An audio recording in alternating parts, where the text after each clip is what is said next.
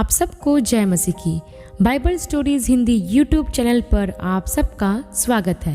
आज मैं आपको प्रभु यीशु मसीह के 12 चेलों के नाम का अर्थ और उनकी मृत्यु कैसे हुई इसके बारे में बताने वाली हूँ। इससे पहले कि हम आगे बढ़े, आप हमारे Bible stories Hindi YouTube channel को सब्सक्राइब और वीडियो को लाइक करना ना भूलें। आइए प्रियो, वीडियो को शुरू करते हैं। सबसे पहले हम यूहन्ना के बारे में देखते हैं। यूहन्ना के नाम का अर्थ है परमेश्वर दयालु या अनुग्रहकारी है। यूहन्ना प्रभु यीशु मसीह का सबसे प्रिय चेला था, जिससे प्रभु यीशु सबसे ज्यादा प्रेम रखते थे। यूहन्ना के सुसमाचार के 13 अध्याय के 24 वचन में लिखा है कि यूहन्ना प्रभु यीशु की छाती की ओर सिर रखकर बैठा करता था, और प्रभु यीशु ने यूहन्ना के विषय ही पतरस से यह भी कहा था कि यदि मैं चाहूँ कि वह मेरे आने तक ठहरा रहे तो तुझे इससे क्या। प्रियो, प्रेरित यूहन्ना वृद्धावस्था में मरने वाला एकमात्र चेला था। प्रभु यीशु मसीह के सुसमाचार के कारण उसे रोमी शासकों द्वारा बंदी बना लिया गया तथा कोलिजियम में लाया गया।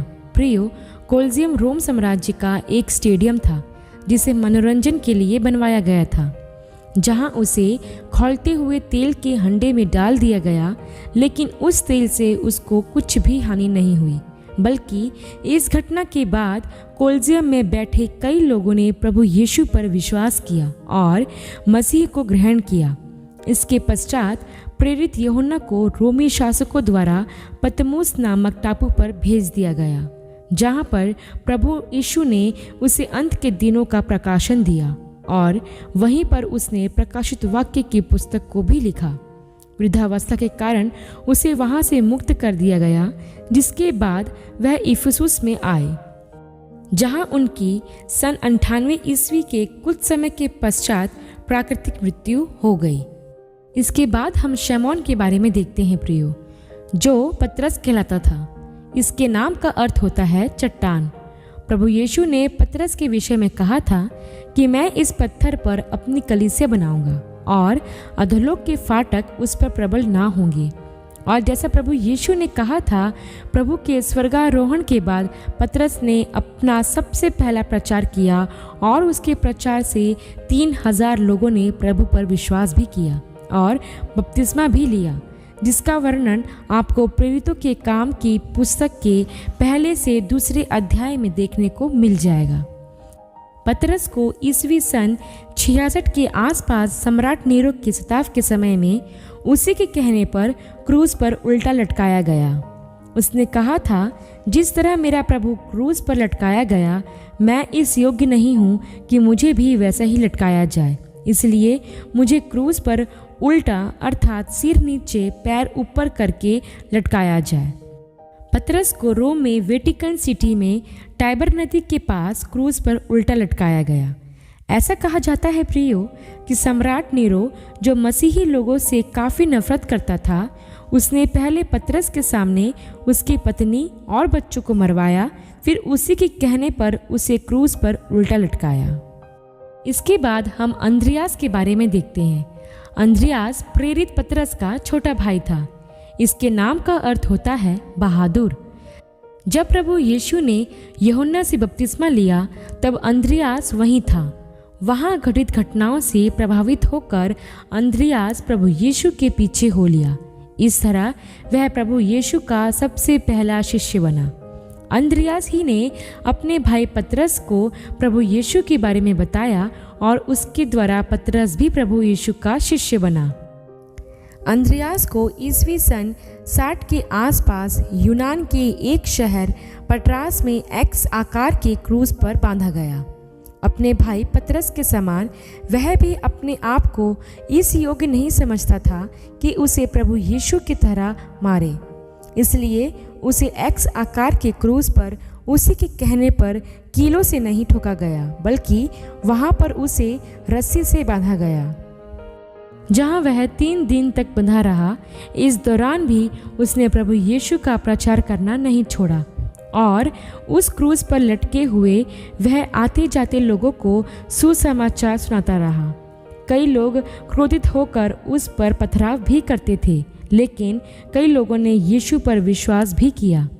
उस एक्स आकार के क्रूज पर लटके हुए 3 दिन के पश्चात उसकी मृत्यु हो गई। इसके बाद हम जब्दी के पुत्र और यूहन्ना के भाई याकूब के बारे में देखते हैं। इसके नाम के कई अर्थ होते हैं, जैसे लुभाने वाला, पीछे रहने वाला और एड़ी आदि। इसकी माता का नाम सलोमी था, जो प्रभु की मृत्यु के पश्चात सुगंधित वस्तुएं लाने वाली महिलाओं में से एक थी। याकूब चेलों में शहीद होने वाला सबसे पहला शिष्य था। प्रभु यीशु के स्वर्गारोहण के पश्चात वह यरूशलेम में प्रचार कर रहा था, जहां हेरोदेस राजा ने उसे पकड़वा कर मंदिर के कंगूरे पर खड़ा करवा कर उसका सिर तलवार से कटवा दिया और उसे नीचे फेंकवा दिया। इसके बाद प्रियो, हम फिलिपुस के बारे में देखते हैं, जो गलील का निवासी था। इसके नाम का अर्थ होता है घोड़ों का दोस्त। यह प्रभु यीशु का दूसरा शिष्य था। प्रभु के स्वर्गारोहण के बाद वह प्रचार करने एशिया माइनर गया, जिसे आज तुर्की कहते हैं। वहां उसने हिरापोलिस में कई दिन तक सुसमाचार का प्रचार किया, जहां सन 80 ईस्वी के आसपास सम्राट डोमिशियन ने उसे क्रूज पर उल्टा लटका दिया।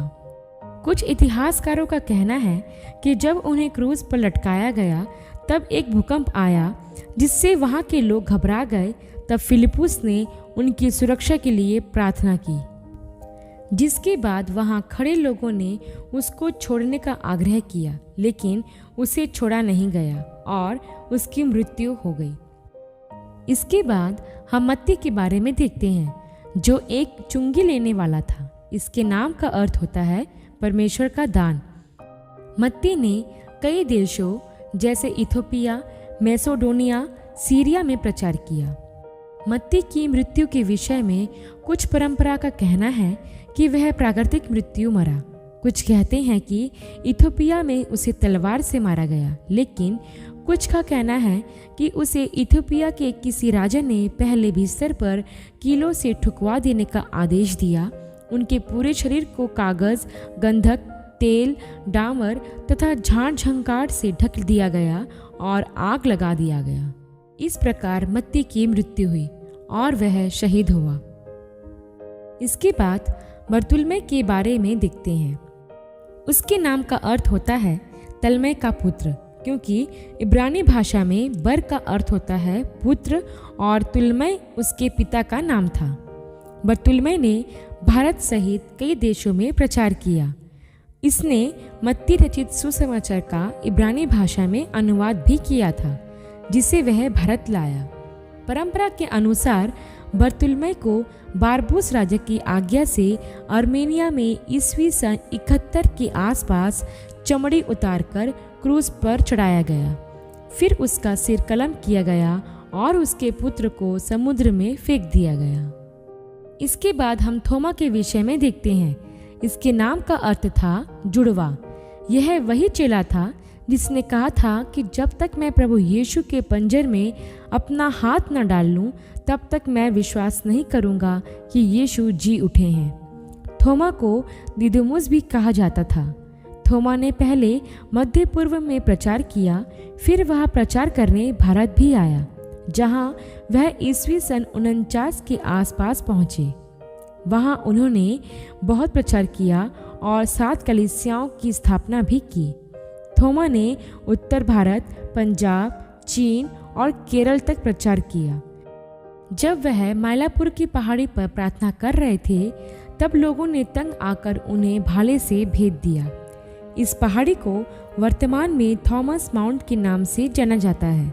उनके शिष्यों ने उन्हें चेन्नई के माइलापुर में दफना दिया, जहां एक भव्य चर्च बनवा दिया गया। थोमा को भारत का प्रेरित भी कहा जाता है। इसके बाद हम तद्दै के बारे में देखते हैं।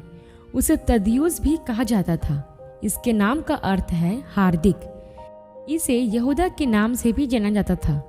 तद्दै का नाम सुसमाचारों में शामौन के साथ आता है, क्योंकि कहा जाता है कि यह दोनों अच्छे मित्र थे।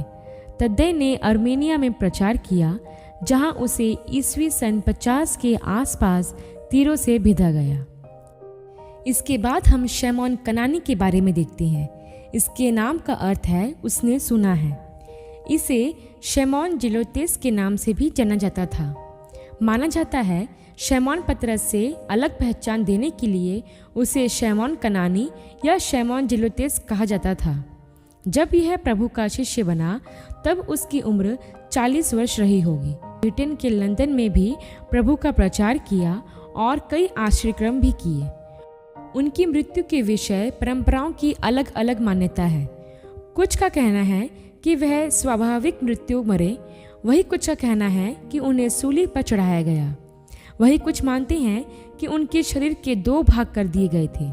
जो भी हो, शमौन जेलोतेस को भी प्रभु यीशु के सुसमाचार के कारण शहीद होने का सौभाग्य मिला। इसके बाद हम हलफई के पुत्र याकूब के बारे में देखते हैं। हलफई के पुत्र याकूब का जिक्र बाइबल में सिर्फ 2 ही बार आया है। माना जाता है कि प्रभु यीशु के स्वर्गारोहण के बाद याकूब ने यरूशलेम में यहूदियों के बीच प्रचार किया। फिर वह वहाँ की कलीसिया का पहला बिशप भी बना। हलफई का पुत्र याकूब जब यरूशलेम में प्रचार कर रहा था तब यहूदियों ने पथरवाह करके उसे मार डाला और वहीं मंदिर के पास उसे मिट्टी दी गई। कुछ का मानना है कि जब वह मंदिर के कंगूरे पर से प्रचार कर रहा था तब लोगों ने उसे नीचे ढकेल दिया। तब भी उसकी मृत्यु नहीं हुई तो लोगों ने उस पर पथरवाह करके उसे मार डाला। इस प्रकार हलफई का पुत्र याकूब शहीद हुआ। इसके बाद हम यहूदा इस्करियोती के बारे में देखते हैं। इसके नाम का अर्थ होता है स्तुति के योग्य। यह वही चेला था जिसने प्रभु यीशु को पकड़वाया था। यहूदा इस्करियोती के पास दान की थैली होती थी जिसमें से वह रुपए निकाल लिया करता था। प्रभु यीशु को पकड़वाने के बाद जब उसे पछतावा हुआ तो उसने वो 30 चांदी के सिक्के महायाजक के पास जाकर फेंक दिया और जाकर फांसी लगा ली। आशा करती हूँ प्रियो, यीशु मसीह के 12 चेलों की सेविकाई और प्रभु यीशु मसीह के लिए उनकी शहादत के बारे में जानकर आपको आशीष मिली होगी। जिस तरह प्रभु के शिष्यों ने सुसमाचार के लिए हंसते हंसते अपना बलिदान दिया, वैसा ही प्रियो हमें भी सुसमाचार के कारण दुख उठाने के लिए हमेशा तैयार रहना है, क्योंकि प्रभु ने कहा था कि जो कोई मेरा चेला होना चाहता है वह अपने आप का इनकार करे और अपना क्रूस स्वयं उठाए। ऐसे ही और वीडियो के लिए हमारे चैनल को सब्सक्राइब करें और वीडियो को लाइक करना ना भूलें। अगली वीडियो में एक नए विषय के साथ आपसे फिर मुलाकात होगी। तब तक के लिए आप सबको जय मसीह की। परमेश्वर का अनुग्रह आप सब पर बना रहे। आमीन।